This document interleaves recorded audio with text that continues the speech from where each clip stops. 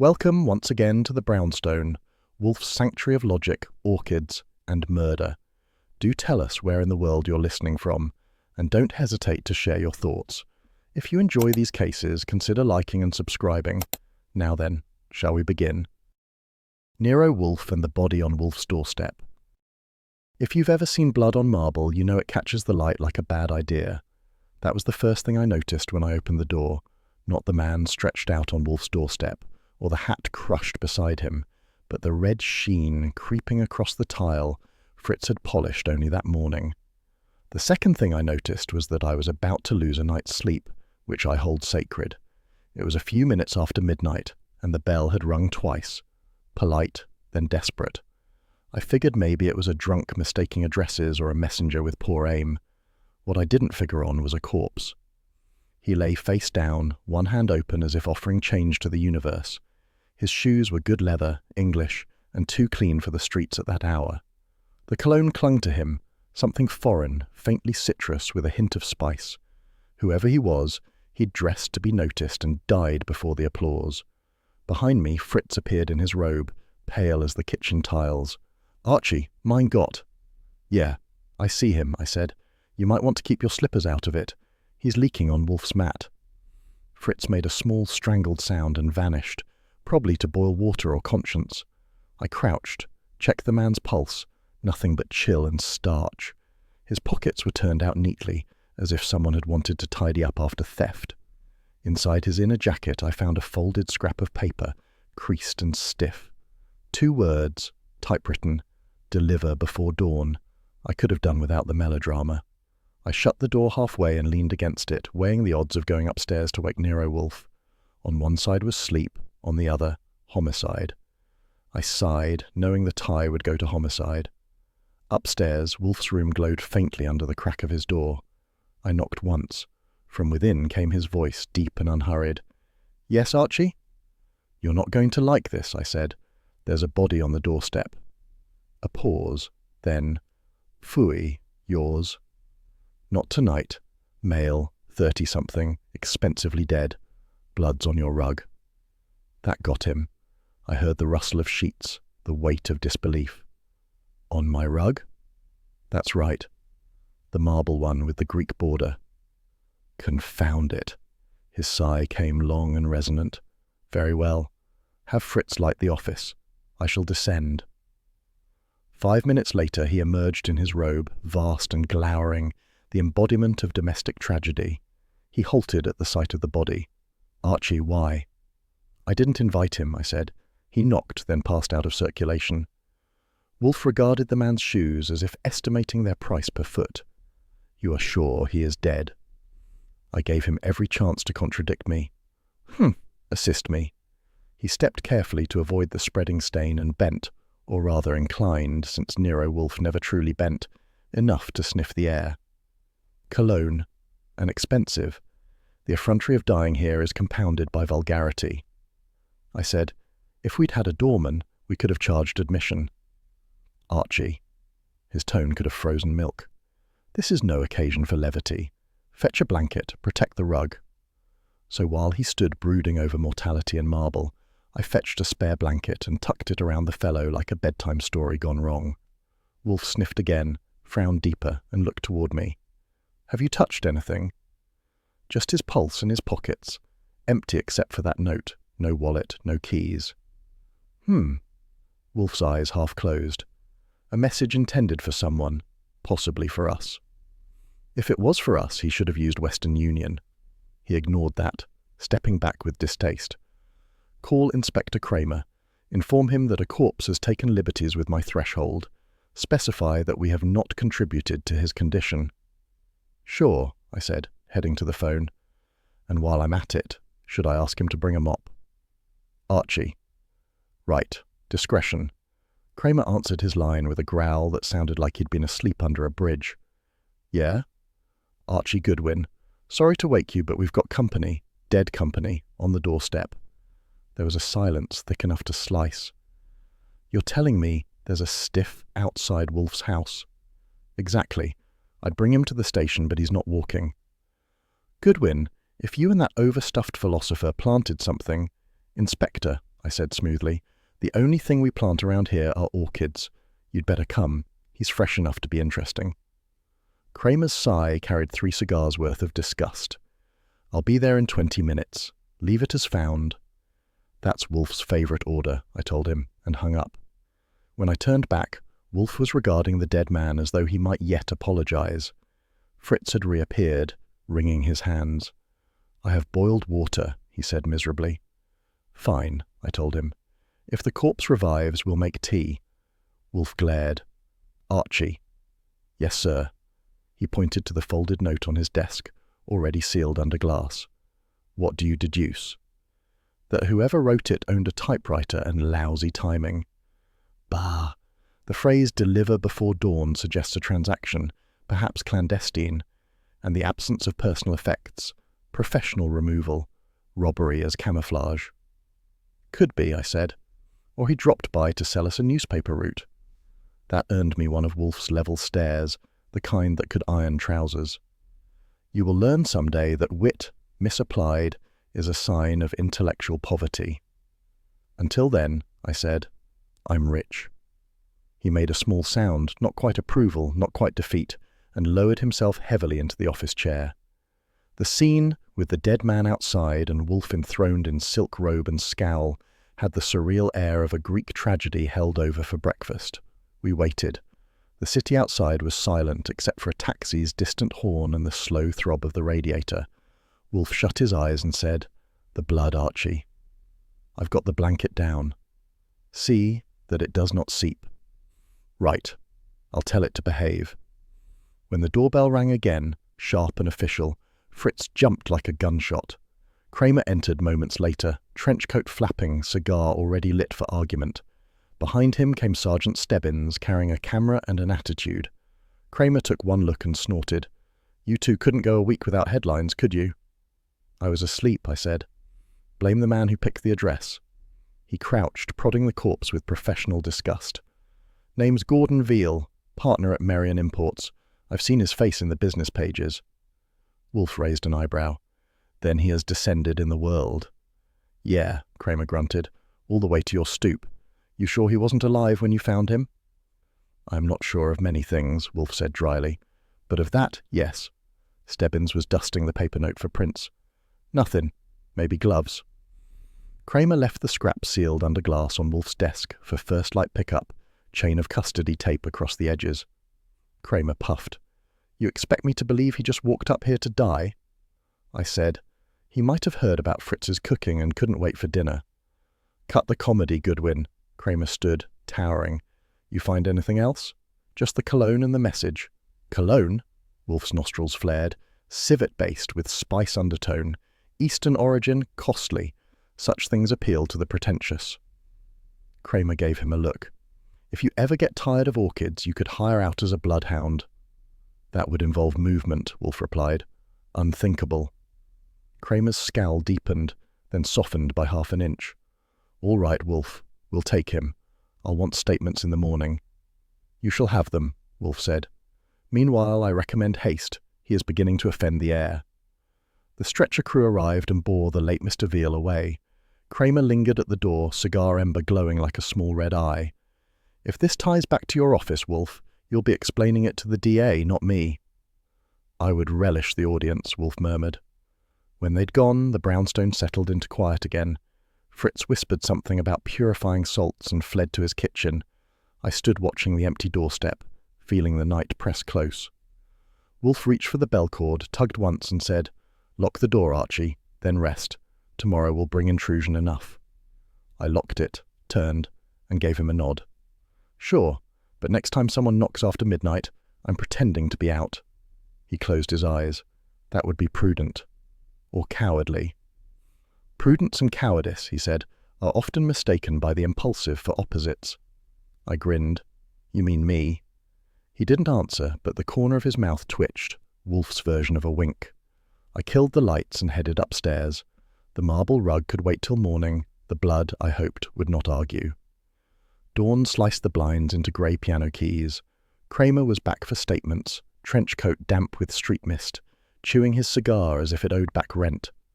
Behind him, Pearlie Stebbins carried a notebook, and the face of a man who'd rather be home. "Spare me poetry, Goodwin," Kramer said. "The morgue's got him. Start at the bell and don't embroider." "Your boys hauled him out hours ago," I told him. "You want the order? Here it is." Kramer grunted, sidelong at Wolfe, who sat vast behind the desk, robe belted like a banner and expression unblinking. "You two wouldn't know inconsiderate if it hit you with a subpoena. How long was he out there?" "Long enough to ruin a good night's sleep," I said. "Short enough that his cologne still makes introductions." Stebbins moved to the desk and eyed the folded scrap Kramer had sealed under glass during the night. "That the note?" Wolfe said. "It is. We have not molested it since. The envelope, if any, did not accompany the corpse." "Envelope?" Kramer's eyebrows made a wary climb. "Meaning you think he brought it here for you?" "I think very little before breakfast," Wolfe replied. "But the phrasing, 'deliver before dawn,' suggests a schedule. Our doorstep met the requirement, if not the recipient." Stebbins snapped a follow-up photo through the glass. "No prints. Paper's cheap. Could have come from any typewriter between here and Albany." "Thank you, Sergeant," Wolfe murmured. "A survey of the state's equipment will no doubt clarify matters." Kramer blew smoke toward the ceiling fan that wasn't on. "Veal's file says Merian Imports. I want the timeline clean. I've had a couple of whispers about their paperwork. Nothing you could swear on. What brought him to your address?" "I am not a clairvoyant," Wolfe said. "If I were, I would foresee your question and decline to answer it in any case." I said, "He knocked. We didn't give out tickets." Kramer's gaze dragged back to me. "You find anything on him besides the note?" "Just the wardrobe and an uncooperative pulse. Pockets were turned out for us by whoever arranged his departure. Oh, and his cuffs carried a gift." I turned to the side table where I'd laid a sheet of white card. On it sat a small constellation of tan grit I'd tapped from Veal's trouser hem under Stebbins' eye. "This. Sand with ideas above its station." Stebbins leaned in, sniffed and scowled. "Dust is dust." "Not strictly," Wolfe said. "It smells faintly of cinnamon. Archie?" I wafted a palm and took a cautious noseful. "He's right. Not bakery strong. A hint." Kramer made a noise that could translate either way. "Spice trade, huh?" Wolfe's brows leveled, pleased without smiling. "Your powers of deduction grow." "Save the applause," Kramer said. "Stebbins, get a vial. We'll send it to the lab." I cleared my throat. "If I may, Inspector, I'd like to bag a pinch as a reference for Mr. Wolfe. Photostats we can share. Dirt, not so much, but a flake won't weep." Kramer studied me, displeasure duking it out with practicality. "Under my eye, and you sign the chain. I want nothing missing when I answer to the DA." "Of course," I said, all innocence. "We treat souvenirs like sin in Sunday school." Stebbins fetched a pair of tweezers and a glassine envelope. He doled me a sliver, counting like a banker. I sealed it, labelled it with time and place, and wrote my John Hancock with fresh ink. The rest he scooped for the lab. Wolfe watched, approving the procedure if not the necessity. "Inspector, I urge urgency. The scent will dissipate. Spices are notoriously promiscuous. They cling to wood and paper with more enthusiasm than to memory." Kramer cocked the cigar. "You've been reading poetry again?" "Botany," Wolfe said, "and commerce. Merian Imports deals, I take it, in luxury goods." "That's one way to phrase tariffs," Kramer said. "Veal's boss is Arthur Merian. 5th Avenue, clean windows, white cuffs. I've had the bureau ask questions, got window dressing for answers." "So the dead man was respectable," Wolfe said. "Respectability is more often a costume than a condition." "Look who's talking," Kramer muttered, then straightened. "Okay, walk me through it from your side. I want the order, not your editorials." I kept it clean. Bell at 12:13, door opened, body found, pockets already turned, note retrieved, call to Kramer, stretcher crew removing Veal. I didn't embroider. Archie Goodwin can embroider, but not for the police. Kramer wrote with a grim pencil, pausing only to glare at the rug, where a faint pink ghost of the night's drama lingered. "You sure you didn't hear anyone leaving? A car?" "I heard the city being coy," I said. "It's a neighborhood talent," he grunted. "Your man refused to come downstairs until the rug was mentioned." Wolfe's eyes cooled. "My man values accuracy. The rug was in peril." Kramer's mouth twitched, his private concession that Wolfe was Wolfe. "Fine. Veal. He had a wife, Lydia. Society pages like her hats. No arrests, no gambling. If he was into anything crooked, he kept it ironed. Partners, Wolfe said. A dangerous species. They breed rancor. A small silence played across the room. I used it to enjoy the cologne's last stand. It carried an eastern line, not just cinnamon, something citrus behind, a light top note, then a darker base like shadow on silk. It made me think of money that had read travel brochures. "Inspector," I said. Veal's jacket was good London tailoring. The cuffs picked up more than street grit. If your lab finds anything with a port signature, say dockside dust, particular wood sawdust or clove oil, you might check the Merion warehouse on the river, or any place that stores spice shipments. "Don't tell me how to do my job," he said automatically, and then, not quite as automatically, "but I'll look." Stebbins had been nosing the trash basket where nothing interesting lived. "Boss, you want me to talk to neighbours? Somebody had to see who dumped him." "Do it," Kramer said, "and keep it quiet. Last thing I want is the Gazette crowing from the curb."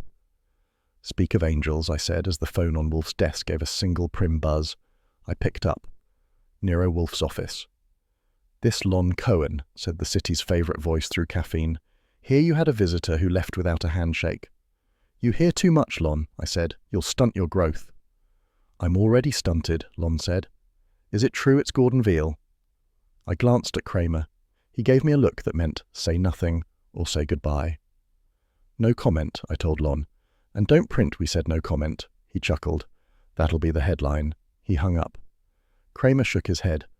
"If that paper puts your stoop on page 1, you can hold the press conference from a cell." Wolfe's tone chilled. "Inspector, you will restrain yourself to law, not threats." "It wasn't a threat," Kramer said. "It was a prayer." He checked his watch. "Your flower hours start at 9, Wolfe. If you're going to withhold something on the ground that orchids faint easily, tell me now." Wolfe's lips drew to a line. "I withhold nothing I possess. What I do not possess, you cannot compel." "That's fancy," Kramer said. "All right. I'll send you a copy of the autopsy and the lab report when I get them. In return, if you discover why Veal thought your threshold would improve his morning, you call me before you ring the Gazette." Wolfe inclined his head. "We are aligned for the moment." Pearlie pocketed the camera. "Boss, the morgue wagon's ready. Want me to ride with the stiff?" "Ride the neighbourhood," Kramer said. "Check the cab ranks. A man that dressed doesn't walk from Midtown." Stebbins left. The door breathed shut. For a minute, the office was only blinds and ash and the faint ghost of cologne. Kramer eyed the small envelope of grit on my blotter. "You're really keeping that?" "Under your blessing," I said, and tapped the label. "If we spot a match on a visit, we'll tell you before we marry it." He rolled the cigar, then stuck out his jaw at Wolfe. "I don't like bodies pointed at you. It looks like you're running a side business." Wolfe laced his fingers over his middle. "Inspector, if I ran a side business, it would not involve my doorstep. I cherish my doorstep. It carries me." That, from Wolfe, counted as humour. Kramer almost smiled. Almost. "All right, Wolfe, I'll wait for your report." He jabbed the cigar toward the note under glass. "And I'll want that for evidence." "When you have photographed it adequately and given me a certified copy," Wolfe said, "with a receipt." "Yeah," Kramer said, weary now. "We'll do it by the book." He turned to go, then paused with his hand on the knob. "Spice trade," he muttered. "Maybe. Or maybe somebody sprinkled your rug to make you sneeze." He left us that red herring and the smell of his cigar. The door clicked. Silence folded back around us. Wolfe studied me a moment. "You were correct to press for the sample. Be careful whom you press next." "Always," I said, "especially when they're dead." He tugged the bell cord once. "Fritz will bring coffee. Then, Archie, we must work before 9. "Because orchids faint." "Because I do not discuss murder among my phalaenopsis." "Fine," I said. "We'll keep it tasteful. Meanwhile, I'll type notes and make a list of spice warehouses that can afford veils and cuff buttons." "Veal," he corrected. "Right," I said. "And if he sold spices, somebody decided to cut the competition, literally." Wolfe closed his eyes. "Your levity is incorrigible." "Keeps me limber." I rolled a fresh sheet into the Remington as Fritz appeared at the dining room door with a tray, solemn as a priest. The coffee steam rose like a benediction, and the office for a breath smelled less like death and more like work beginning. At 10 on the dot, the front bell gave a purr that promised either money or trouble, and since it was too early for the beer truck, I voted for both. Fritz answered the chime, then appeared at the office door with a face that would have suited a man announcing royalty or dynamite. "A lady to see Mr. Wolfe," he said, soft but wide-eyed. She swept in like a debutante with a timetable, tall, veiled, and wearing enough mink to start her own wildlife sanctuary. The perfume arrived first, lush, expensive, and criminally persuasive. Behind it came a pair of blue eyes that had practiced sorrow in the mirror and learned their lines. I got up to play usher. "Mrs. Veal, isn't it? Archie Goodwin. Right this way to the wizard." Wolfe, ensconced behind his desk, looked up from the Morning Times as if a cloud had entered without permission. "Madam," he said gravely, "be seated." She lowered herself into one of the red leather chairs, crossing legs that could have testified before Congress. Her gloves were pale grey kid, her nails a whisper of polish. I took the opposite chair purely for symmetry. "My husband, Gordon, was found here last night," she began, voice steady as a metronome trying to sound broken. "Inspector Kramer told me." Wolfe inclined his head. "Yes, Mrs. Veal. A lamentable intrusion. Please accept my condolences. We had no acquaintance with Mr. Veal before his, arrival." "Of course not," she said quickly. "But I think you may have been his destination." That perked him up like a whiff of truffle. "Indeed." "He received a call last evening," she went on, "from his office, Merion Imports. He said Arthur Merion, his partner, had asked him to deliver a packet here for safekeeping. He left around 11. He never came home." Her gaze flicked to me as if testing whether the hired help believed her. I smiled politely. She might have been lying through silk, but she did it well. "Why?" Wolfe asked. "Did he not inform you of the contents of this packet?" He said it was confidential, but I know he distrusted Arthur. Gordon thought something irregular was happening with the shipments, items coming in mislabeled, invoices altered. He said he was gathering proof." "Proof?" Wolfe repeated. "Of what?" She hesitated, then exhaled through scarlet lips. "Smuggling. High-value contraband through legitimate spice shipments." Wolfe's eyes half closed. "Ah, contraband masquerading as commerce. The perennial masquerade." He folded his hands over his vest. "Mrs. Veal, why come to me rather than the police?" "I want the truth, not an inquest." Her tone hardened like glass cooling. "If Arthur Merion is responsible, directly or indirectly, for my husband's death, I want him exposed, but quietly, without scandal." There it was, the heart behind the perfume. I'd seen it before, the widow's creed of vengeance tailored to match her jewellery. Wolfe regarded her with the distant politeness he usually reserved for tax forms. "You presume Mr. Merion guilty before we have examined a shred of evidence?" "Gordon said Arthur would ruin him," she said. "He was terrified. If Gordon came to you, it was because he thought you could protect him. Please, continue what he began." Wolfe looked at her a moment longer, then leaned back, tenting his fingers. "Madam, I seldom accept cases born of emotion, but this one drips with calculation. However," he glanced toward me, "my assistant may correct me if I err, but we have already been forced into it by geography." "Meaning?" she asked. "He died on my doorstep," Wolfe said simply. "That obliges me to untangle the cause, if only to reclaim my threshold's honour." I said, "You'll be glad to know we take pride in tidy entrances." She almost smiled. "Then you'll help me?" "That depends," Wolfe said. "I must be retained formally." Her purse, black, structured, and the size of a city ordnance, emerged. From it she drew a checkbook and fountain pen, handwriting as precise as her diction. "Name your fee." Wolfe's brows lifted a millimetre. "You assume I bargain." "Everyone does," she said, and signed. I watched the pen glide across the paper and thought that if the Bureau ever needed a handwriting sample of pure self-possession, this was it. She tore out the cheque and slid it across the desk. The perfume went with it, enough to make me blink. Wolfe read the figure, nodded, and reached for his drawer. "Mrs. Veal, I am retained." He stamped the receipt and signed it. Then his eyes narrowed. "Curious. This cheque is dated yesterday, at 4 o'clock. She blinked. "Is it?" "Yes. That implies anticipation." Colour touched her throat. I must have filled it out earlier. Gordon mentioned speaking to you. I prepared in case." That was smooth, too smooth. Wolfe said nothing, letting silence perform the cross-examination. She adjusted her gloves. I said, "He never called here, ma'am. If he had, I'd remember. We run a quiet but not invisible operation." Her chin lifted. "Then someone meant him to think so?" "Possibly," Wolfe murmured. "Archie, note the date. Also examine the cheque for bank notation later." I jotted obediently, though my attention wandered to the way her perfume curled through the sunlight. "She could have melted the chequebook with that perfume alone," I muttered, not as quietly as I thought. Wolfe's eyes snapped open. "Archie, restrain your glands. This is an interview, not an assignation." "Just making an observation," I said. "You try looking human once in a while." "Humanity," he said, "is a burden, not a qualification." Mrs. Veal watched our exchange with a faint, baffled smile. "You two have worked together long?" "Too long," I said.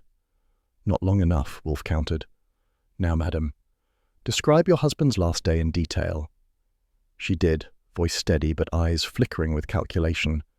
Gordon had breakfast, went to the office, lunched with Marion at the Yale Club, came home late. She remembered his shoes polished, his tie changed, all small things, too small. "And you noticed nothing unusual?" Wolfe pressed. "Only that he was nervous. And that call at 11. Was it Marion's voice?" "He said so. I didn't hear it." Wolfe's fingers tapped the desk.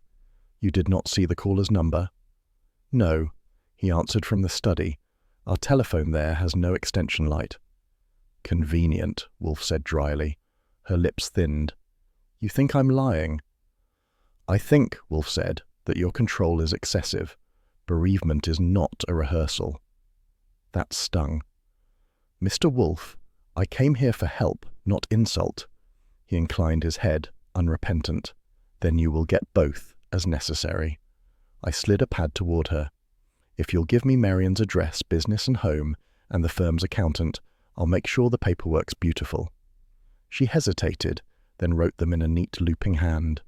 When she finished, she rose gracefully, gathering her bag. "I'll expect results." "Expectation," Wolfe said, "is the mother of disappointment. We shall endeavour otherwise."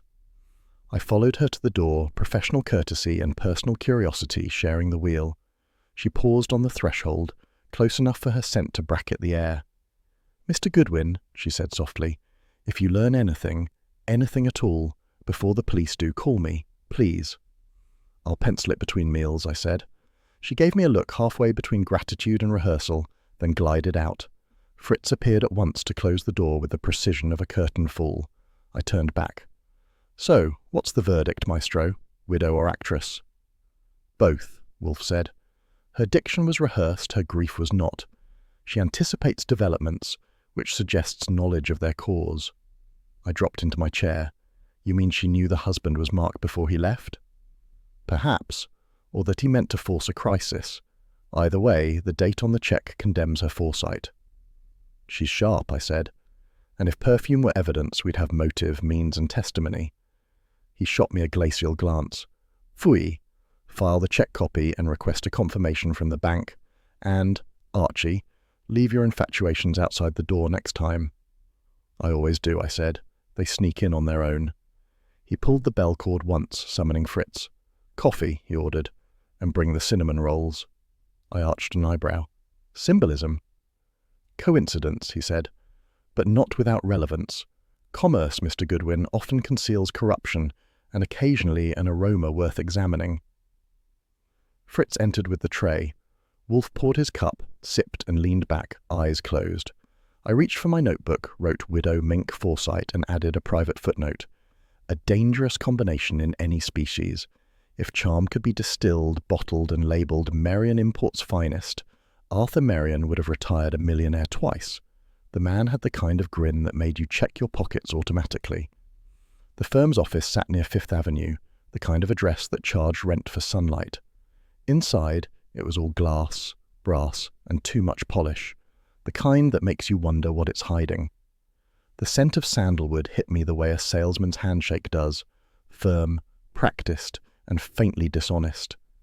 A receptionist with careful lipstick and the personality of a typewriter informed me that Mr. Marion would see me. The inner office was big enough to park Wolfe's ego and still have room for Kramer's temper.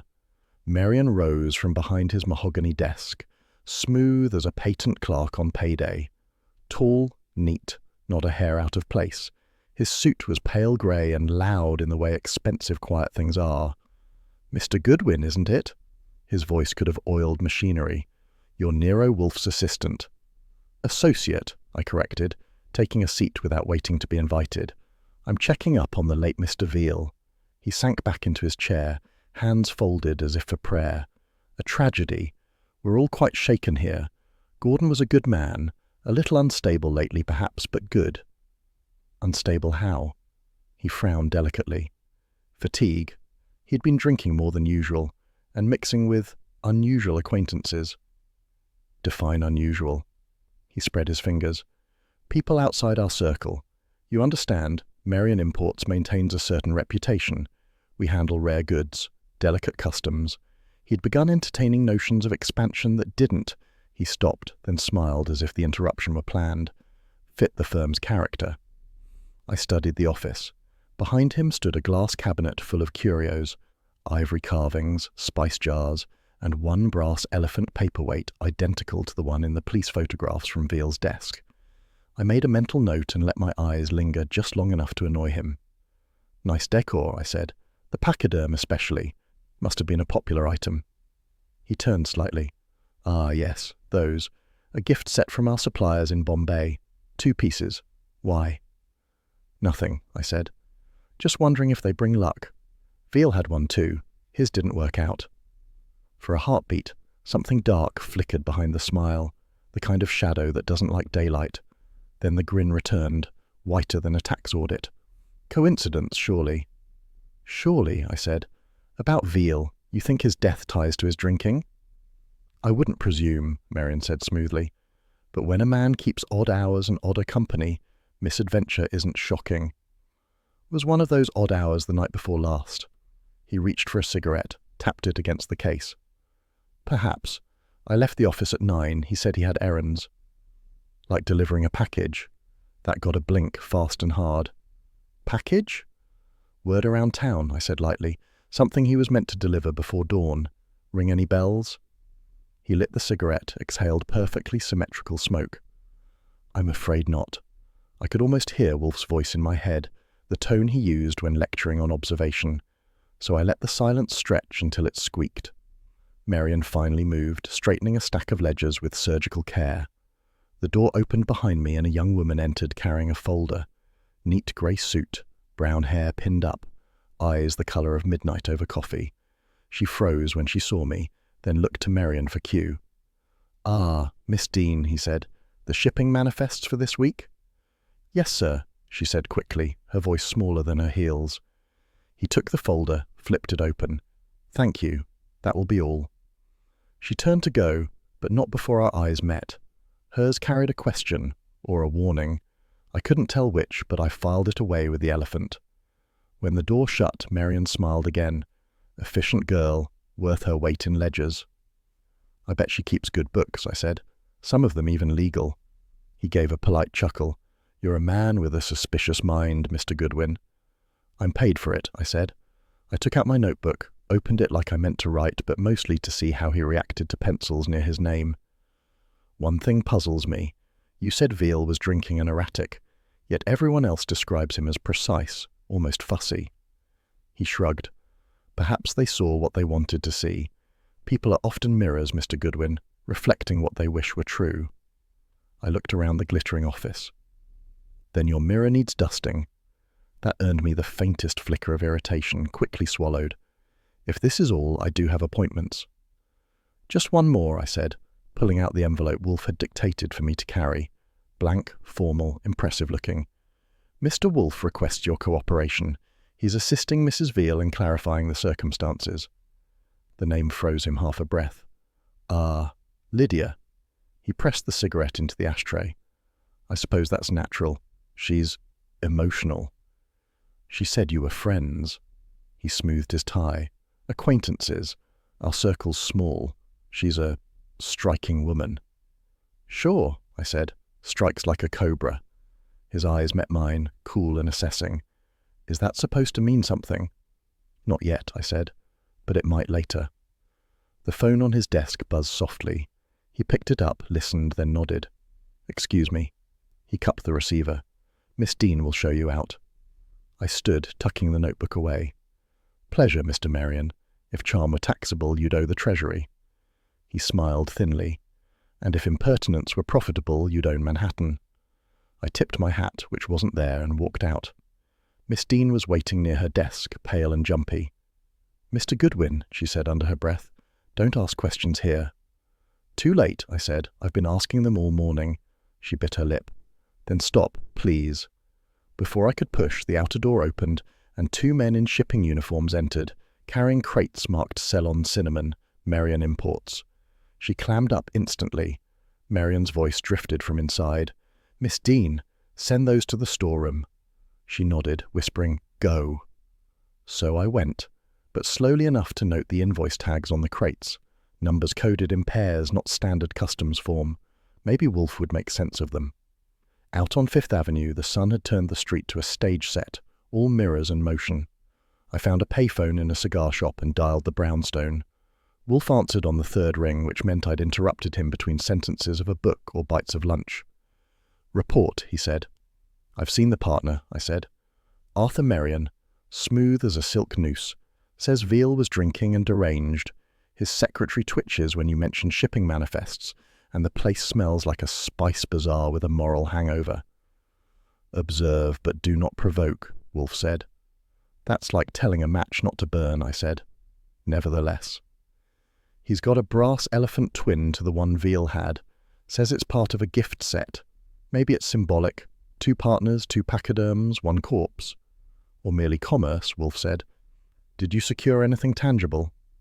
Just impressions, and a whiff of deceit with cinnamon undertones. That will suffice for now. Return before lunch. I figured as much. You wouldn't want your beer delayed. Archie. His tone deepened a notch. Do not underestimate the widow. Too late, I said. She already underestimated me. He sighed. Wolfe's version of affection. Come home. Yes, sir, I said, hanging up. I stepped back onto the sidewalk, sunlight glaring off the shop windows, the scent of sandalwood still in my nose. Somewhere behind me, in that polished office, Arthur Marion was already adjusting his smile for the next visitor. I hoped for his sake it fit better next time. If danger had a fragrance, it'd be this joint, halfway between sandalwood and sin. The Red Lotus Club crouched on a narrow Chinatown street, its neon sign blinking like a tired wink. Inside, the air was thick enough to spread on toast, cigarette smoke, spiced rum, and something sweet that could have been cinnamon or trouble. Saul Pantzer had handed me the lead that morning. Veal had visited here 3 nights in a row, and twice not alone. When Saul says a man's been somewhere, you can write it on the payroll. The band was sliding through body and soul, lazy and perfect. I found Terry Hu, the manager behind the bar, counting money with the speed of someone who didn't trust arithmetic. His suit was cheap but pressed. His eyes were sharp enough to slice paper. "Mr. Goodwin," he said, in a voice that mixed courtesy with suspicion. "I got your call. You looking for the man who stopped coming?" "That's one way to put it," I said. "Name's Gordon Veal. I hear he was a regular." Terry nodded slowly. "Veal, fancy dresser. Came here 3 nights, ordered the same drink, gin fizz, extra lime. Didn't like the music, didn't like to tip." "He come alone?" Terry smiled thin. "Not last time. Lady with him. Older than the girls here, younger than the lies she told. Classy. Expensive perfume. Married." "Name?" He shrugged. "Evelyn Marion, wife of the Spice Man. You know him?" "I met his grin earlier today," I said. "She and Veal have business?" "They argued," Terry said, wiping the bar. "Quiet but hot. Something about a ledger. She said, 'If Arthur finds out, we're finished.' Then they went behind the curtain to the back rooms. Didn't see them come out together." The word ledger set off a bell in my head, the kind Wolfe likes to ring when he's right. "Who else saw them?" I asked. Terry leaned closer. "A man upstairs on the balcony. Didn't drink, didn't smile. White guy, suit like a cop's payday bonus. Watched them the whole time. I figured him for a plainclothes or worse." "Worse than a cop?" He chuckled. "Some cops you can talk to." I pulled out my notebook, flipped it open. "This guy from uptown or local?" Terry shook his head. Didn't know him. He paid cash, didn't leave a name, but he knew who he was watching. When Veal went back there with the lady, the man stood, like he expected it. I closed the notebook. You remember what night that was? Thursday. That was the night before Veal died on Wolfe's doorstep. The music shifted to something faster, and a waitress in red silk brushed past, leaving a trail of sandalwood that could knock out a saint. I glanced toward the curtain. What's back there? Private rooms, Terry said. You don't have an appointment, you don't go. I make my own, I said, heading that way. He called after me, but I was already through. The hallway beyond was narrow, lined with carved screens and shadows. I opened one door and found a poker table, empty except for an ashtray, and a faint smell of cinnamon. The next room was worse, small, bare, with a stain on the carpet shaped like a map of guilt. No ledger, no notes, just the perfume's ghost. When I came back out, Terry was watching. You find what you need? Depends. You got any more ghosts around? He wiped his hands. Only paying customers. Veal leave anything here? Paper, coat, tab? Nothing, Terry said. He left with the lady. She came back 5 minutes later alone, said she'd lost her scarf. She looked scared, then angry. Which came first? He smiled. Fear always comes first. I thanked him and stepped outside. The air hit me cold after the club's warmth, but it still carried a trace of cinnamon. At the curb, I found a payphone and dialed the brownstone. Wolfe answered on the second ring, voice syrup thick with disapproval. Report, he said. Veal spent his last 3 nights at the Red Lotus with Evelyn Merrion in tow. They argued over a ledger and walked into a curtain that may have led to perdition. Somebody watched them, maybe a cop, maybe not. A pause. Then, Archie, avoid entanglement with the police. Chinatown establishments are notoriously prone to raids. If anyone gets raided, it'll be the one wearing pajamas, I said. Don't worry, I'll be home before your beer chills. See that you are, he said, and bring no olfactory souvenirs. Too late, I told him. This case already smells like spice and lies. If guilt came in sizes, hers fit like couture. Evelyn Merrion swept in that afternoon wrapped in calm and pearls, both polished to the same shine. Her perfume hit first, faint gardenia with a nervous undertone, and her gloved hands fluttered like they'd missed rehearsal. Wolfe was already in position behind his desk, expression carved from granite. He'd just finished lunch, which meant I had precisely 30 minutes before orchid hour began, and the odds of him showing mercy were low. Mrs. Merrion, he said, rising just enough to acknowledge her species, please sit. She did, smoothing her skirt with fingers that trembled only when they thought I wasn't looking. I took the red chair opposite, purely for contrast. My husband's secretary told me you were asking questions, she said, about Gordon Veal. I thought it best to come myself. That was prudent, Wolfe said. Please understand. I dislike conjecture. You will provide facts. Her smile had too many rehearsals behind it. There's really nothing to tell. Gordon and I were friends. He helped me with a small investment matter. I said, 3 nights in a row at the Red Lotus Club sounds more like an interest than an investment. Her eyes darted my way, then back to Wolfe. That's absurd. He went there for business. She paused, then tried the truth's lighter cousin. I was warning him to stop making threats. Threats? Wolfe's tone slid in like a pawn advancing. She nodded. He said my husband was running a side business. Smuggling, he called it. It's ridiculous. Arthur imports spices, nothing more.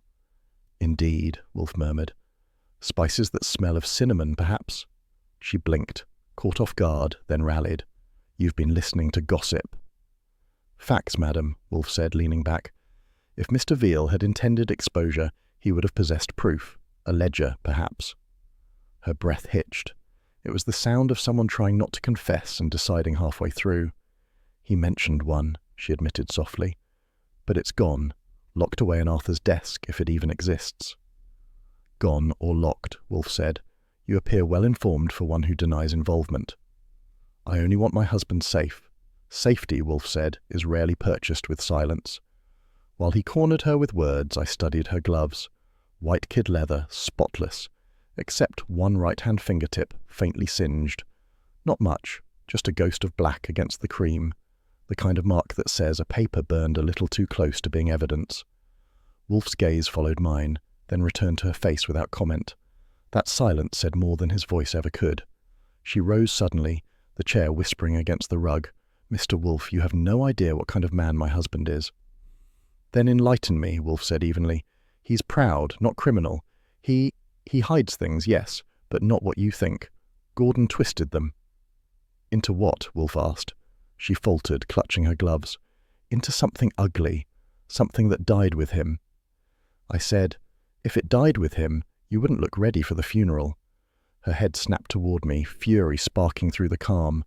"You enjoy this, don't you?" "Only professionally." Wolfe lifted a hand. "Enough, Archie." His voice dropped to its measured register. "Mrs. Merion, I advise candor. It saves time." "I've told you everything I can."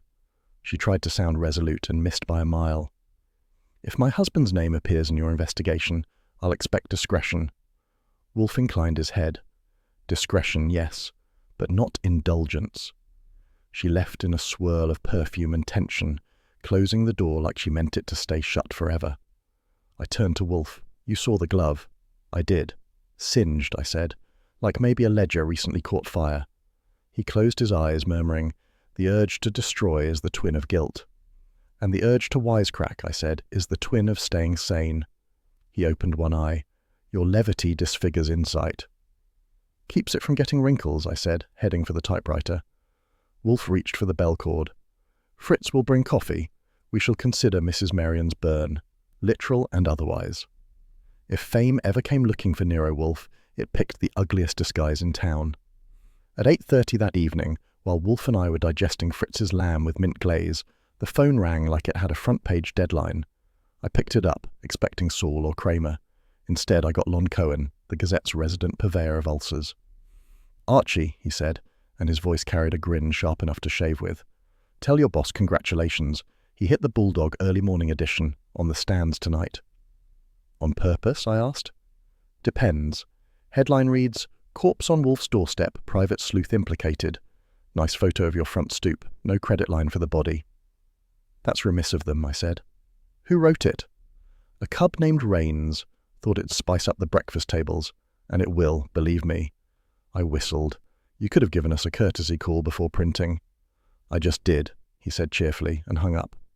I turned to Wolfe, who was dabbing his mouth with the gravity of a judge. "We're famous," I told him. "Front page, you and the stiff." His brows pinched together like they were plotting secession. I despise publicity. "It loves you back," I said. "It just sent flowers in the shape of a headline." "Phooey," he said, and reached for his beer. Fritz appeared, collected the plates, and retreated like a man avoiding contagion. I barely had time to refill my coffee when the doorbell rang. Once, long and accusatory. Kramer didn't wait for an invitation. He charged in with his hat still on and his cigar working overtime. "Wolfe," he barked, "you've done it now. You couldn't keep your name out of the papers if it came with a reward." Wolfe looked up mildly. "Good evening, Inspector. You are prompt, if not polite." "Don't start with me," Kramer said. "I've got the commissioner breathing down my neck and half the city thinking you're accessory to murder. The Gazette says the dead man was trying to see you." I said, "He saw us all right, just not for long." "Can it, Goodwin?" Kramer snapped. "If that warehouse fire ties to your client, I'll have warrants from here to Albany." Wolfe lifted a hand. "Sit, Inspector. You'll strain something standing." Kramer growled but dropped into a chair, setting his cigar in the ashtray like a fuse waiting to burn down. "Talk." Wolfe folded his hands. "We have identified a connection between the deceased and Mr. Merion's firm. A soil analysis." "Don't feed me fertilizer," Kramer said. "You're not a chemist." "I employ one," Wolfe said smoothly. "The residue on Veal's trousers contained traces of specific mineral ash, tan, aromatic, mixed with cinnamon oils, identical to the soil taken from the Merion Imports warehouse. Archie?" I passed him the report envelope I'd collected that afternoon. Kramer opened it, squinted at the typed lines, and grunted. "Where'd you get this tested?" "Certified laboratory," Wolfe said. "The address is included. You may verify." Kramer read another line, his jaw working. "So, you're saying Veal was at Merion's warehouse the night he died?" "I say, the evidence suggests it." He puffed, smoke wreathing around his head. "Suggests isn't proof." Wolfe's tone cooled. Neither are headlines, yet they indict. That landed. Kramer's face darkened, then eased into reluctant understanding. That glove too, I said, pulling it from the drawer in its waxed envelope, the police tag still clipped to it. Belongs to Mrs. Merion. One fingertip burned, matches the night of the warehouse fire. Stebbins straightened from the wastebasket, holding up a single white kid glove. The right fingertip was singed. Bag this, he told a uniform. Property tag, 9:47 a.m. Kramer studied it like it might explode. You're sure? As sure as guilt has good taste, I said. White kid, Paris make. Wolfe inclined his head. You see, Inspector, the pattern forms. Veal uncovers smuggling at Merion Imports, confronts the Merions, and dies before disclosing the proof. The glove and soil converge at the warehouse. Kramer chewed that over, then jabbed a finger at Wolfe. If this pans out, I'll check the warehouse myself. But if you're wrong, then I will apologize in print, Wolfe said, a luxury the Gazette seldom affords. Kramer's mouth twitched, halfway to a grin, halfway to an ulcer. He rose, grabbed his hat, and stuffed the cigar between his teeth. All right, Wolfe, I'll wait for your report.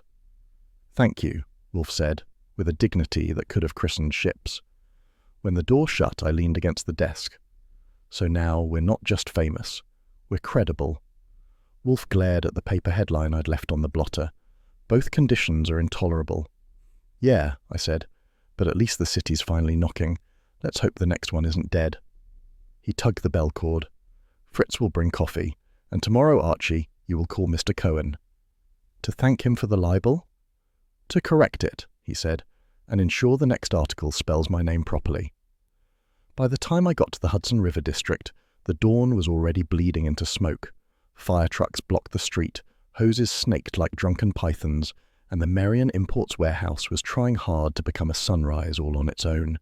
The smell of cinnamon filled the air, not the homey kind that belongs in Fritz's pastries, but the kind that makes you wonder what else is burning. Saul Panzer was already there, cap low, face unreadable in the glow. He'd called at 6 sharp. Archie, better hurry, your case is lighting up. When Saul says that, he doesn't mean metaphorically. I parked a block away, picked my way past Gawkers and smoke, and joined him by a lamppost. If this keeps up, I said, Wolfe will charge extra for pyrotechnics. Saul's mouth twitched. That's his version of a belly laugh. Started before dawn. Nobody inside, far as they know. Firemen say it's all spice stock. Smells nice for a funeral. We stood there a minute, watching the flames chew through Merion's livelihood. The sign above the door, Merion Imports, fine spices of the Orient, folded inward like it had finally lost patience. The fire captain yelled something about backdrafts, and a tower of sparks went up like applause. Stebbins arrived 10 minutes later, puffing from the smoke and authority both. His hat was tilted like it was trying to escape. Goodwin, he barked, spotting me. Don't tell me Wolfe sent you to sightsee. Strictly civic duty, I said. We like to keep up with the economy. Yeah? Then get out of the way before you become part of the inventory. He turned toward a firefighter carrying out a twisted hunk of metal. That the safe? The man nodded. It looked like a coffin's younger brother, blackened, dented, steaming. They pried it open with tools that screamed against metal. Inside, among half-melted ledgers and the remains of some cash, were fragments of paper, scorched but legible in spots. I bent close. Foreign initials, I said to Saul. T.H.&C. Bombay, same as Merion's supplier list. Saul squatted, squinting through the smoke. Could be invoices. Could be something less polite. Stebbins noticed us. Back off, you two. That's police property. I straightened. Sure, we'll leave it right where we found it, in ashes. He glared, then waved an officer over. Bag those pages, seal everything. The fire captain shouted again, something about the east wall collapsing, and we moved back. The heat hit like an accusation. Through the haze I saw tire tracks near the side entrance, fresh enough to shine in the soot. I crouched, touched one, still damp. Small coupe, I said. Front tread narrow, recent. You thinking what I am? Saul followed my gaze. Depends what you're thinking. Evelyn Merion drives one. Cream-coloured Plymouth, same tyre pattern. Saul nodded once. She was here. That made things messy. Either she'd tried to save something before it burned, or made sure it did. My pocket buzzed against my thigh. The car phone line we'd rigged to Wolfe's number was patchy, but it did the job. I stepped away from the roar and answered. "Report," Wolfe said, his tone already tight. "Warehouse fire," I told him. "Big. Marion Imports is officially flambé. Cinnamon, ashes, and a few half-cooked ledgers." "Casualties?" "None reported. Except the truth." "Phooey. Details." Safe opened. Papers inside, initials matching Marion's foreign shipments. Stebbins sealed the lot. Saul and I found fresh tire marks by the side entrance, small coupe, likely Evelyn Marion's. Silence. The kind that means Wolfe's mind just took a detour through deduction. Then, "You are certain of the tread pattern?" "I don't bet on horse races, but I'd put a nickel on it." "Do not touch the remnants," he ordered. "Photographs only. And tell Saul to follow procedure. I will not have him detained as your accomplice in meddling." "Relax," I said. "You're the one safe in slippers. We're just roasting marshmallows." "Archie," his voice dropped an octave, "this fire was not spontaneous. If Mrs. Marion was there, she acted to obliterate something. Return at once." I looked at the warehouse, still glowing behind the smoke. "You might want to tell that to the fire chief." "I'll tell it to the inspector," Wolfe said. "At present, gather what impressions you can. Only impressions, Archie. Flames consume evidence, they need not consume discretion." "Got it," I said. "And for the record, your case is heating up nicely." He hung up without comment. Typical. When I turned back, Saul had already flagged a photographer from the Gazette. "Get those tracks before the cops roll over them," he told him. The man nodded, crouching with his flashbulb. I watched the light pop against the dawn mist. One more spark in a morning already too bright. Stebbins tromped over again. "You two done sightseeing?" "For now," I said. "Tell Kramer the smell of cinnamon's not fooling anybody. Somebody torched this place to erase something. My bet, a ledger." "Your bets don't count," he growled. "Now beat it before I start taking statements." Saul and I stepped away, heading toward the car. The fire behind us hissed, collapsing inward as if it had finished its confession. "Wolfe won't like this," Saul said quietly. "He never likes smoke," I told him. "But he's going to have to breathe it. Something tells me this isn't the last fire we'll be watching." By the time Saul Panzer knocked, Wolfe was 2/3 through his second beer and one sentence into a lecture about the unreliability of witnesses. I didn't bother interrupting him. Saul's knock has its own authority.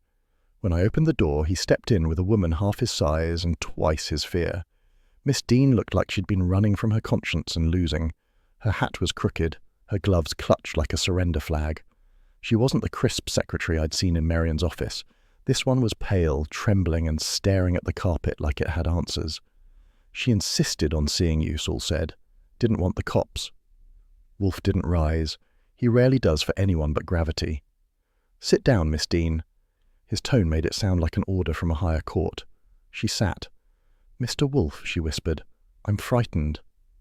"I perceive that," he said. "Articulate the cause." She swallowed hard.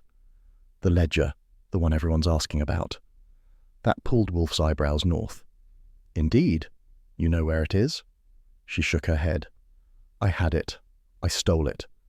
That sentence landed like a gunshot. I leaned forward. "From Marion's office?"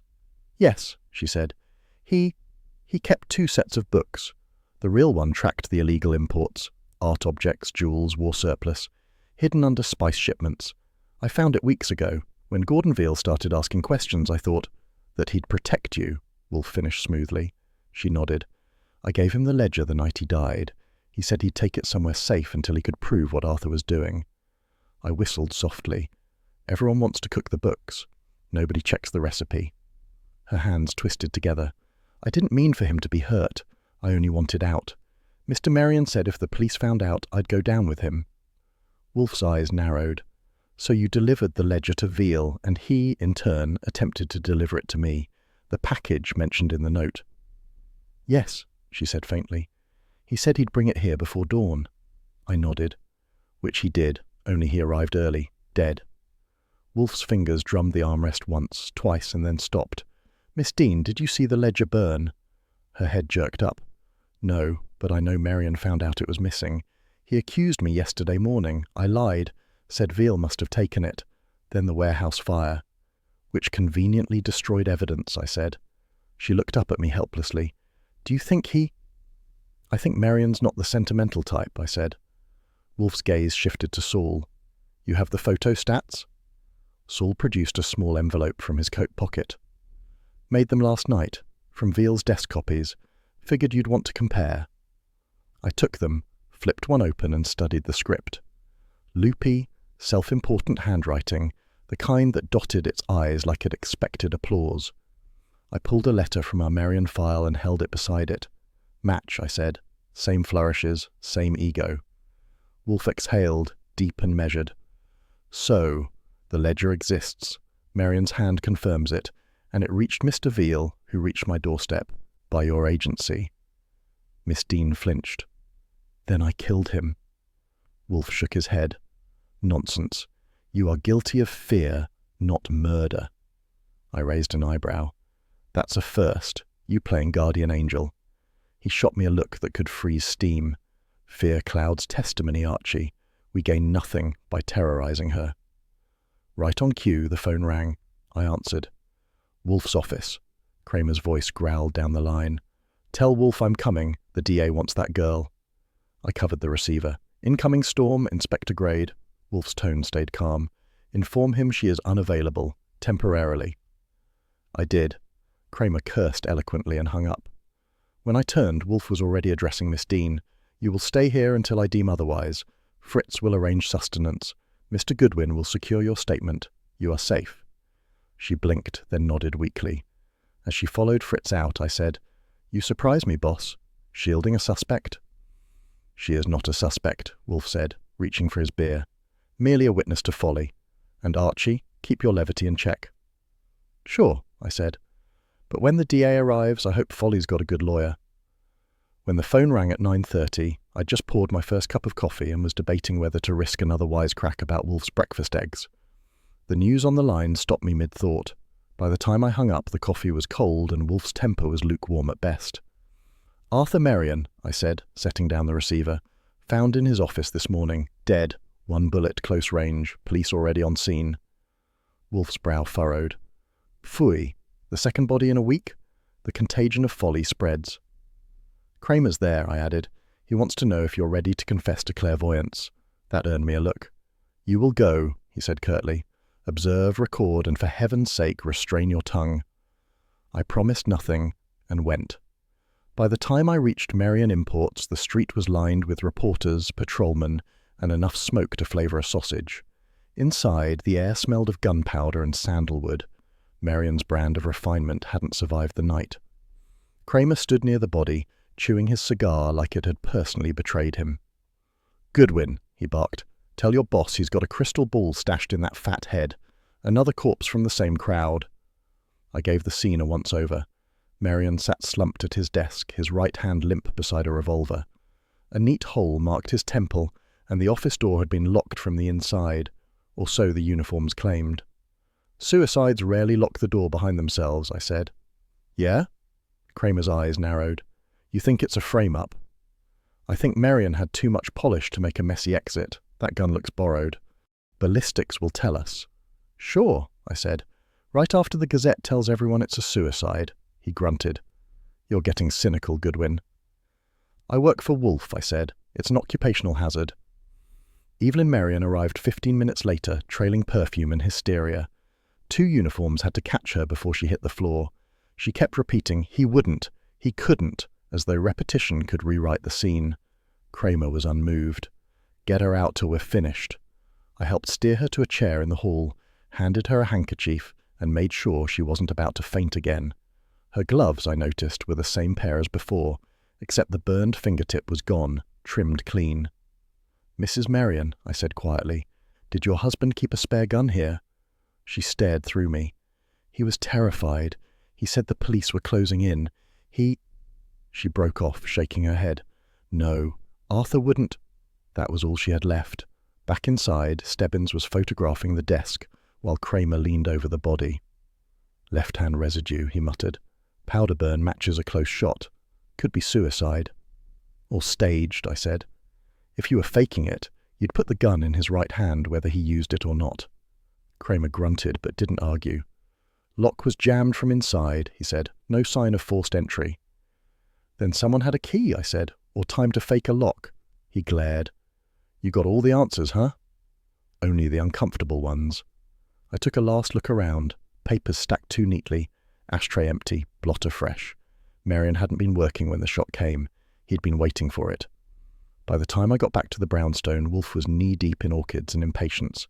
Report, he said, without turning. I gave him the details, including Evelyn's scene and the residue. When I finished, he nodded once, heavy and deliberate. The powder on the right hand is decisive, he said. Mr. Marion was right-handed? Yes. Then he did not fire the gun. You're sure? I am, Wolfe said. The killer wished to close the circle, to suggest that guilt had found its own remedy, but guilt rarely commits tidy suicides. I sank into my chair. So somebody staged it, cleaned up, and walked out the front door. Precisely, Wolfe said. The ledger's destruction convinced them the danger was past. Which means, he said, reaching for the bell cord, they will err again.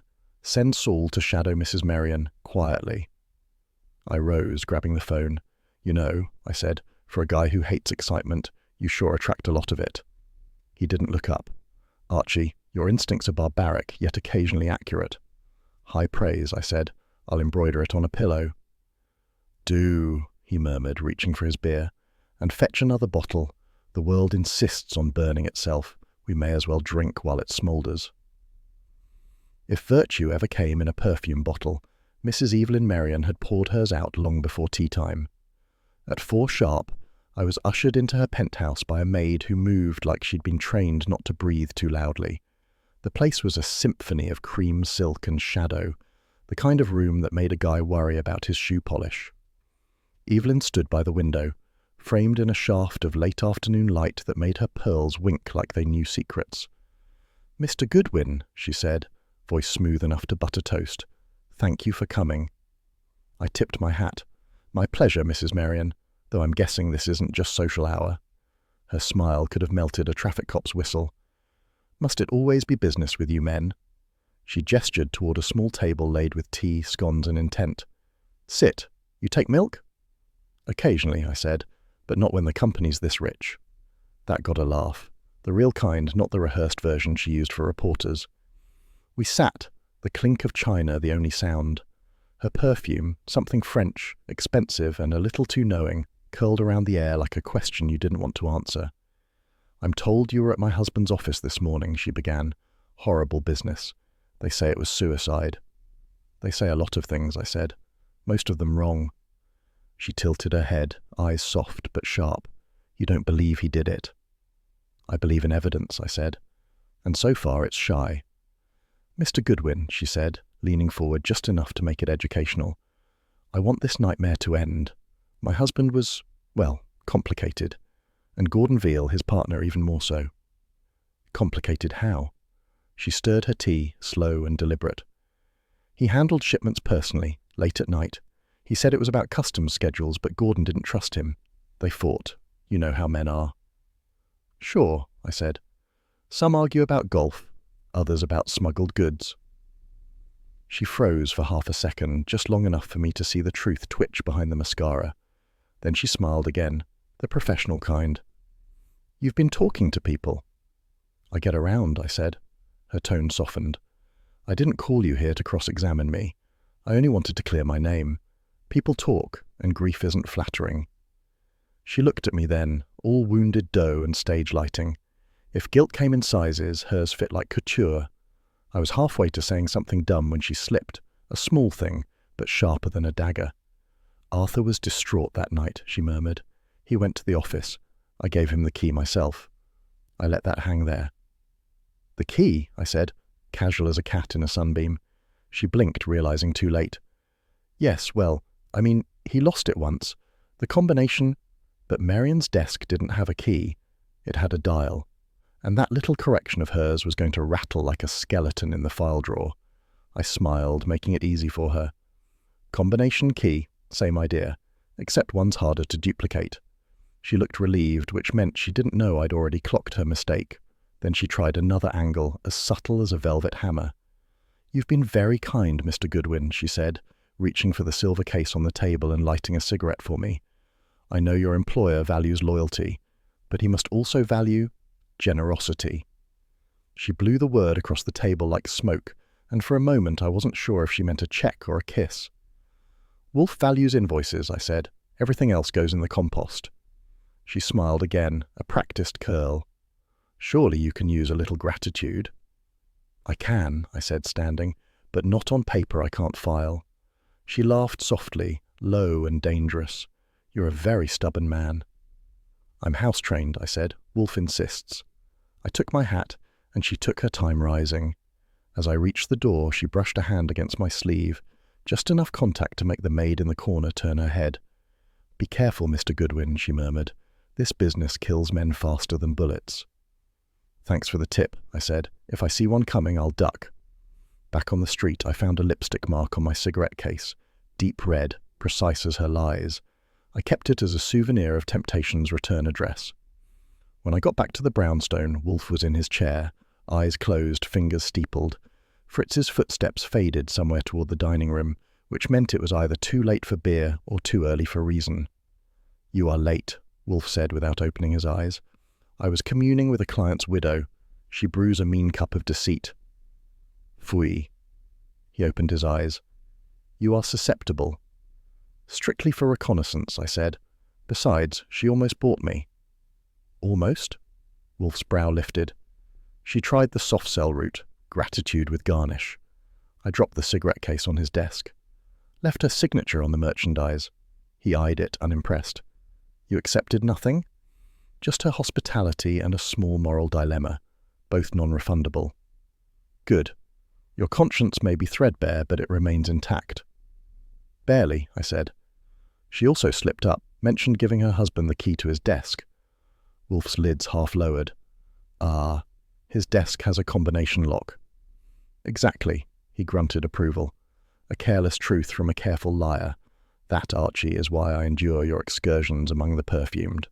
I grinned. Endure? You live vicariously. Admit it. He reached for the bell cord. Fritz, beer. Mr. Goodwin has risked contamination and deserves sterilization. I dropped into my chair. If I'd known beer counted as disinfectant, I'd have gotten contaminated twice. Wolfe didn't answer. He simply raised his glass when it came and muttered, To women, may their errors remain as useful as their charms. I clinked mine against his. And to detectives, I said, who remember to duck. If brains were currency, Wolfe had just made a deposit big enough to unbalance the Federal Reserve. It started innocently enough, around 10 that night, when Fritz appeared in the dining room doorway, wearing an expression that usually meant the roast had fallen, or civilization had. Mr. Wolfe, he said, holding something small and blackened in his hand, I found this while brushing the coat you wore yesterday, the one from the body. Wolfe looked up from his coffee cup. The coat I did not wear, Fritz, the one Mr. Veal wore when he arrived here deceased. Ja, of course, said Fritz. He stepped forward like he was approaching a holy relic and set it on the linen, one corner of paper, scorched, edges curled but legible. Archie Goodwin, yours truly, leaned in. Looks like the world's saddest grocery list. Wolfe adjusted his spectacles, his eyes kindling with that private glow that meant his mind had just shifted into fourth gear. It is no list, observe the notation. Across the singed sheet, a neat hand had written lines such as 2 cloves for shipment, 3 peppers to Rotterdam, 1 nutmeg reserved for client E. It's a recipe, I said. Maybe he moonlighted for the Ladies' Guild. Fritz frowned at me. Those are not cooking measurements. No, Wolfe agreed. He leaned back, templed his fingers, and studied it as though the thing might confess. A man who traffics in spices would know better than to confuse his units. This, Archie, is a cipher. Sure, I said, but a fancy one. You crack codes faster than Fritz cracks eggs, but that doesn't mean this'll fry easy. His gaze flicked to me like a ruler smacking a desk. Your similes, Archie, offend logic and cuisine alike. Fritz, eager to restore decorum, murmured, It was folded in the lining, hidden very carefully. Phooey, Wolfe said softly. Of course it was. A document too valuable to destroy, yet too dangerous to carry openly. Mr. Veal knew the peril he courted. He lifted the page by its unburned corner and held it near the light. See the pattern of quantities, 2, 3, 1, repeating in triplets. The key lies there. I poured myself coffee and watched him dive into thought like a whale into deep water. It was an old, familiar sight. Wolfe's bulk unmoving, his mind slicing invisibly through problems mere mortals couldn't name. 10 minutes of silence later, he spoke without looking up. The symbols are substitutes. Each spice represents a gemstone. Gemstones, I echoed. As in the kind that sparkle and get insured? Precisely. Clove for ruby, pepper for emerald, nutmeg for diamond. Crude but effective. Post-war export restrictions forbid their movement. The Merian firm used spice shipments as a veil for smuggling.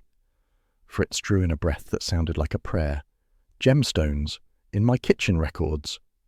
Not in your kitchen, Fritz, Wolfe said gently. In their books. The culinary disguise was apt. Refinement concealing crime. He tapped the paper. The art of deceit masquerading as the art of taste. I whistled low. So Evelyn and her husband were fencing stones through the import company. Veal found out, waved the flag, and someone decided to cut the whistle before it blew. Wolfe inclined his head a fraction. Correct, with one refinement. Mrs. Merian was not accessory, but author. Her husband merely followed her direction, like a dog heeling beside its mistress. Meaning she had the brains for the books, and he had the business front. And Mr. Veal had a conscience, or a price he felt worth more than the gems. Fritz's brow wrinkled. And she killed them both. That is the implication, Wolfe said, voice heavy as marble. She silenced Veal, burned the ledger, and staged her husband's death as suicide to halt inquiry. I set my cup down, all wrapped up in cinnamon smoke and widow's tears. Indeed, he said, her confession will not come easily. Kramer will require proof more solid than deduction. I could pay her another visit, I offered. Maybe she'll get sentimental and hand me a clue with my coffee. Wolfe's lip twitched. You are susceptible, Archie. Mrs. Merian is dangerous, not decorative. That's why I'm the one going out there and you're not. Precisely why you will not go without my direction.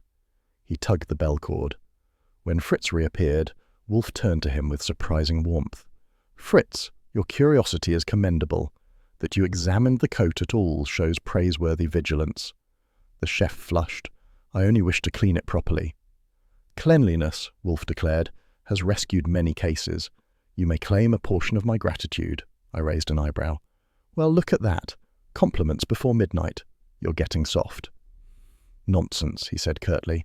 I am acknowledging efficiency, not sentiment. Do not mistake one for the other. Fritz smiled anyway and vanished toward the kitchen, probably to sanctify the moment with pastry. I leaned back, folding my arms. So what now? We sit tight till Kramer puts on his thinking hat? No, Wolfe said, his tone suddenly colder. We prepare. He smoothed the page flat on the table, his finger tracing the ink like a map. Tomorrow at 1, lunch will be deferred. I shall require your notes, Saul's report, and the widow's reaction to our revelation. The time for inference is past. It is now time for proof. I nodded. All right. But just so you know, I'm not telling Fritz lunch is cancelled. You can fight that battle yourself. His eyes closed briefly, a sign of pain too deep for words. Archie, you are insufferable. Efficiently so, I said, rising. He grunted. Very well. Go. But before you do, send Saul word that Mrs. Merian must not, under any circumstance, leave New York. Right, I said. Want me to add please? Do not be absurd. As I headed for the door, he called after me. And Archie, thank Mr. Pantzer for his discretion. That was Wolfe's version of be careful. I grinned. Sure, boss, you stick to your spices. I'll handle the heat. Behind me, the bell cord gave one last tug, summoning beer and silence in equal measure. The night had that worn-out stillness Manhattan gets after the newsstands close, and only taxis and bad ideas stay awake. I was halfway through typing up Wolfe's coded ledger notes when the bell downstairs yowled like a cat with ambition. It was 10 minutes past midnight. Fritz didn't appear. He never does at that hour. And I figured whoever it was, they weren't here for strudel. When I opened the door, the answer was wearing a brown overcoat, a cigar, and an expression that could have cracked stone. "Evening, Inspector," I said. "You're early for breakfast and late for manners." Kramer brushed past me with a grunt, dragging a trail of city chill into the hall. Stebbins followed, bulldog as usual, eyes scanning like he expected to find contraband under Fritz's rugs. "In the office," Kramer growled. "Now." "Sure," I said, "but don't wake the orchids. They hate uninvited guests." When we entered, Wolfe was already at his desk, reading a book thick enough to use as a doorstop. He didn't bother to look up until Kramer barked, "I've got a warrant ready to sign unless you start talking." Wolfe lifted one finger, marking his place in the book. "Good evening, Inspector. A warrant is a blunt instrument. You know how I detest bludgeons." "You'll detest a cell more," Kramer shot back. He planted both palms on Wolfe's desk, scattering a few index cards. "You've been sitting on evidence again. The Gazette's already screaming about the body on your doorstep. Marian's death looks like a cover-up, and you're playing monk with your notes." I leaned against the wall, arms folded. "You two should open a debating club, sell tickets, I'll run concessions." "Shut it, Goodwin," Kramer said. Wolfe sighed. "Archie, refrain from exacerbating the man's blood pressure. It's taxed enough by tobacco and bureaucracy." Kramer's cigar jerked like it wanted to bite something. "You've got a minute before I make this official." Wolfe closed the book, slowly, deliberately. "Very well. You accuse me of obstruction. I accuse you of impatience. Let us balance our charges with facts." He gestured toward me. "Archie, the ledger fragment." I handed it over, already unfolded, showing the neat cipher lines. Kramer squinted at it. "Recipes?"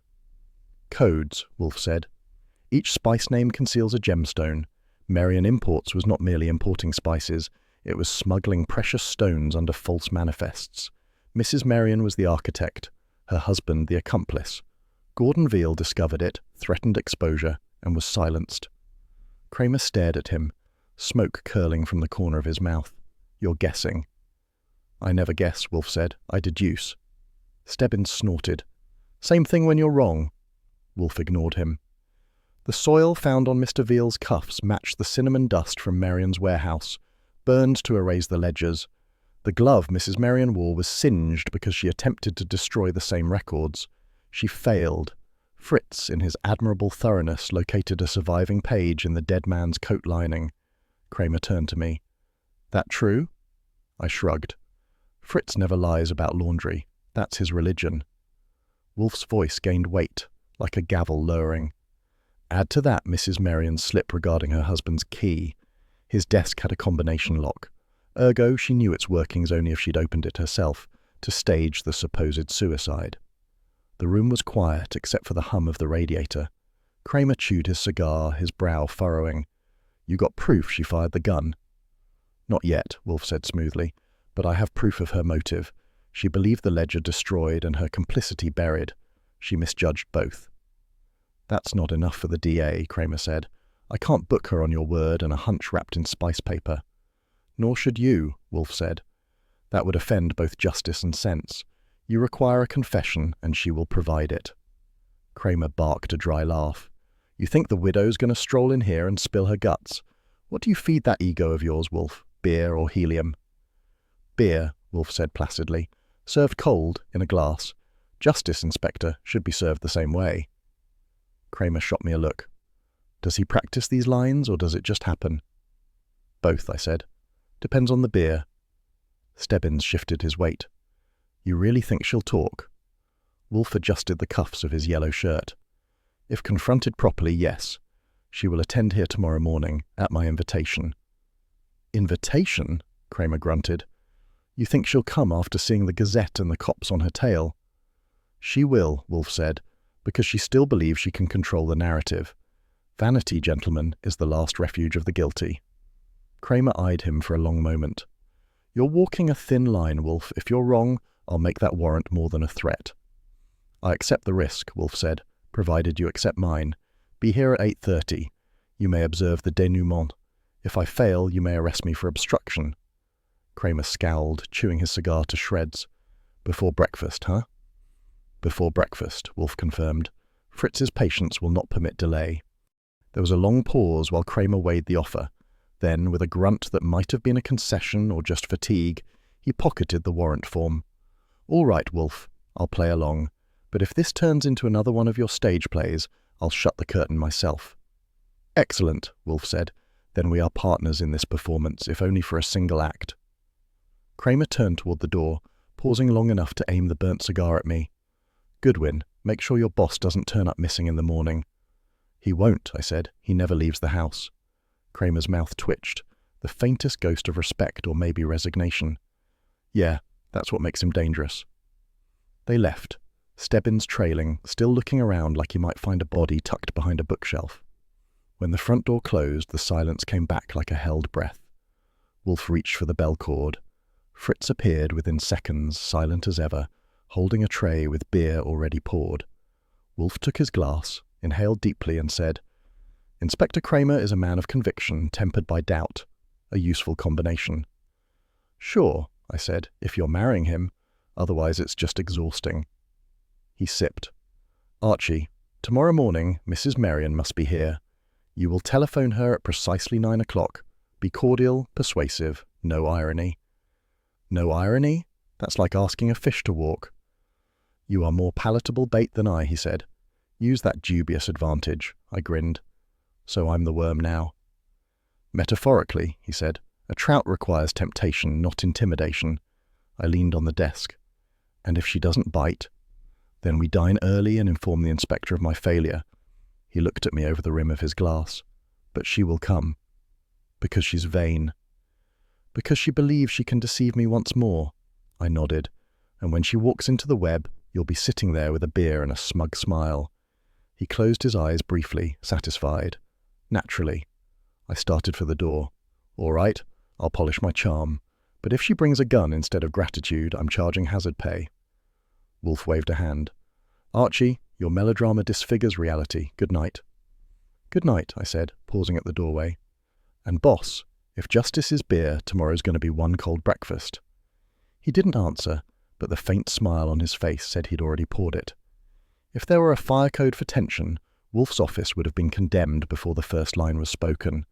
Every red chair was filled, Evelyn Merion in mink and nerves, Miss Dean pale as milk glass, Saul Panzer silent in his corner like a well-fed shadow, and Kramer and Stebbins bracketing the door like the city's own bookends of suspicion.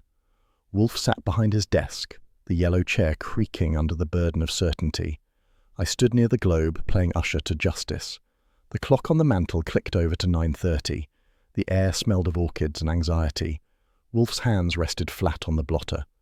When he spoke, the room quieted as if the walls themselves had ears. Mrs. Merion, he began, his tone as even as a measuring stick, we have arrived at the terminus. The train of deceit has run out of track. She gave a brittle laugh. Really, Mr. Wolfe, must you make it sound like an operetta? I abhor opera, he said. Too much noise, too little sense. This evening, however, we require both clarity and confession. Please permit me to proceed. Kramer grunted. Get to it, Wolfe. I've got a DA breathing down my neck and a wife who thinks I ran off with a suspect. Wolfe's eyes didn't flicker. You may find this worth your marital inconvenience, Inspector. Archie, if you will, the exhibits. I handed him the glassine envelope containing the charred ledger fragment, then the glove, neatly folded, and finally the photostat of the soil analysis. He arranged them in a line, his fingers hovering over each like a priest at altar. Evidence, he said, is merely the residue of truth. Here we have 3 residues, each inconvenient, each irrefutable. Evelyn crossed one leg over the other. You sound rehearsed, Mr. Wolfe. Should I applaud? Please don't, he said. I detest disorder. That earned her a raised eyebrow from me. Funny, I said. You thrive on it. Wolfe ignored me, as usual. Item 1. Soil found on Gordon Veal's clothing. It matches precisely the contents of a warehouse under your company's control. A warehouse that, at dawn 2 days past, was burned to cinders. Evelyn's hand tightened around her handbag. Coincidence? Indeed, Wolfe said. But I distrust coincidence. It lacks discipline. He pointed to the glove. Item 2. Your right glove, Mrs. Merion. The index fingertip is singed. You claimed, quite poetically, that grief leads to carelessness, yet your grief extended only to evidence disposal. You attempted to burn the ledgers Veal refused to surrender. Her lips curved faintly. "You're quite sure of yourself?" "I'm quite sure of the facts," he replied. "Item 3, the ledger itself, or rather a remnant of it, discovered by Mr. Fritz Brenner in Mr. Veal's coat lining. You will observe the handwriting, Mrs. Marion. Yours." The faint perfume in the air turned acrid. "You can't prove that." Kramer stepped forward. "He doesn't have to, I can. We've got handwriting samples from your firm's letterhead." She turned on him, her voice sharp enough to draw blood. "You'd believe this? This performance?" Kramer's cigar twitched. "Lady, I'd believe my dog if it growled your name right now." Wolfe held up a hand. "Gentlemen, please, I am not finished. Mrs. Marion, you and your late husband used Marion Imports as a conduit for illicit gems, diamonds, rubies, emeralds, hidden among legitimate spice shipments. You used culinary terms as code, thinking customs agents would never notice. Unfortunately, Gordon Veal noticed. He was loyal enough, or moral enough, to threaten exposure. Evelyn's colour had drained to porcelain. "You're lying." "Lying," Wolfe said, "requires imagination. I have none. Veal intended to deliver the ledger to the authorities. He was intercepted at my doorstep and killed before he could ring the bell. You arrived later, Mrs. Marion, at your husband's request or your own design, to retrieve the last piece of evidence. When the body was discovered here, you saw opportunity. You played the widow, hired me to discover your innocence, and sought to guide my attention toward your husband's partner, a strategy both clever and doomed." The silence that followed was surgical. Even Saul's breathing was discreet. Evelyn's eyes glittered. "So what now, Mr. Wolfe? You think I shot Gordon? You think I set the fire? Perhaps I poisoned the orchids too?" "I think," Wolfe said, leaning forward a fraction, "that you attempted to silence Veal, but your hand wavered. He fled, wounded, and died before my door. Later you killed your husband to restore symmetry, and to prevent his panic from undoing what you had built. It was all so orderly in your mind, until that scrap survived." She rose abruptly. "You can't prove—" "Madam," he interrupted, "please." The single word cut through her defiance like a scalpel. "We need not prove. You already have." Her eyes narrowed. "What do you mean?" "Your own words," he said softly. "In this room, 3 days ago, you told me your husband's desk had a key. It does not. It has a combination. Only one who opened it to stage the scene would make that mistake, and only one who feared the ledger would burn it. Your missteps, Mrs. Marion, are the footprints of guilt." Evelyn's gaze darted from Wolfe to Kramer to me. "You tricked me," she whispered. "Madam," Wolfe said, "you tricked yourself." There was a moment where I thought she might try to bluff it through, toss her head, and call for her lawyer. But the air shifted. She sagged, one hand at her temple. "All right," she said, voice cracking. "Yes, I met him that night. Gordon said he'd ruin us, ruin me, unless I confessed everything to the police. He said Arthur didn't deserve to pay. I only meant to stop him from going. I only meant—" She stopped, staring at her own hands as if they'd betrayed her. Wolfe's tone didn't change. "Inspector, that will suffice." Kramer moved forward, jerking his chin at Stebbins. The sergeant stepped up, his handcuffs gleaming under the lamp. Evelyn didn't resist. The click of the cuffs sounded almost polite. Miss Dean began to cry quietly into her handkerchief. Saul remained motionless, observing. Kramer exhaled smoke like an exhausted locomotive. "I'll be damned, Wolfe, you were right again." Wolfe's eyelids lowered. "No, Inspector, merely correct." Kramer gave a grunt that could have been respect. "Yeah, well, I'll take it. Come on, Stebbins." They started for the door. Evelyn glanced back once, eyes flat and distant.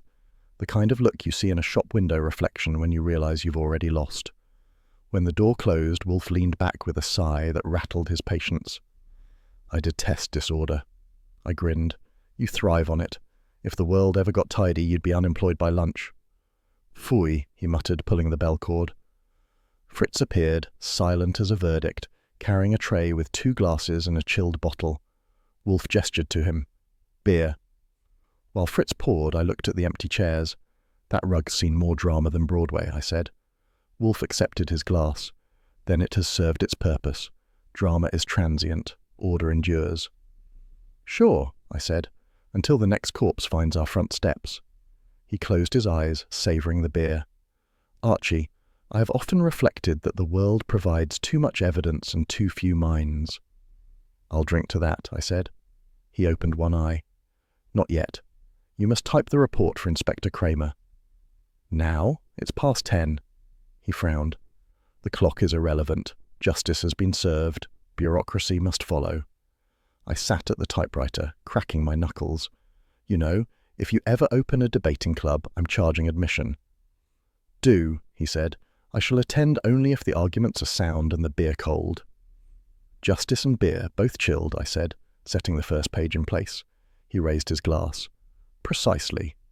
I started typing, the rhythmic click filling the silence that always follows truth when it's finally told. Fritz moved quietly to clear the evidence from Wolfe's desk, the echo of cuffs still faint in the air. The brownstone felt heavier somehow, as if the truth itself had decided to stay a while. When I finished the first page, Wolfe nodded once, solemn and satisfied. Good. Now we may dine. Dinner at last, I said. Justice may be cold, but Fritz's roast better not be. Archie, Wolfe said, half a sigh, half approval, you are incorrigible. Sure, I said, switching off the typewriter, but efficient. He didn't argue. He never does when I'm right.